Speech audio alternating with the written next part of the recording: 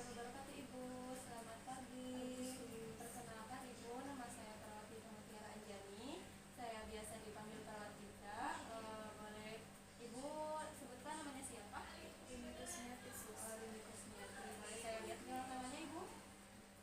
Oh iya benar ya Ibu Kusmiati. Baik Ibu, tujuan saya datang ke sini yaitu untuk melakukan teknik nafas dalam bentuk efektif ya Ibu. Tujuannya untuk mengeluarkan sekret Ibu, sekret yang menghalangi jalan nafas Ibu. Bagaimana Ibu perasaannya hari ini? Susah tidur terus batuk. Oh, bisa tidur dan batuk-batuk ya Ibu. Baik Ibu, kalau begitu nanti saya akan mengajarkan Ibu untuk nafas dalam dan batuk efektif ya Ibu ya, supaya bisa mengeluarkan sekretnya. Saya gunakan waktu sekitar 15 menit. Apakah Ibu bersedia? Ya. Sebelum mulai tindakan, izinkan saya untuk menyiapkan alat-alat dan mencuci tangan terlebih dahulu.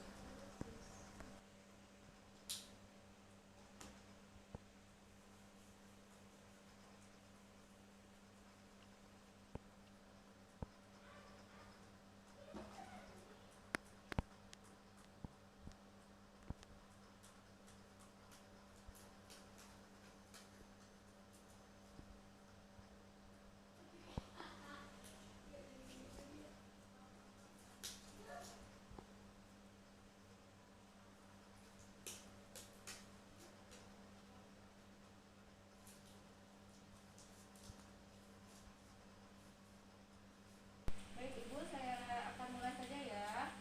Sebelum tindakan, saya akan menutup tirainya terlebih dahulu. Baik Ibu, sebelumnya apakah posisi Ibu sudah nyaman? Belum. Baik, kalau gitu saya bantu Ibu untuk duduk ya. Ini sih Ibu. Saya bantu. Ibu bisa mundur.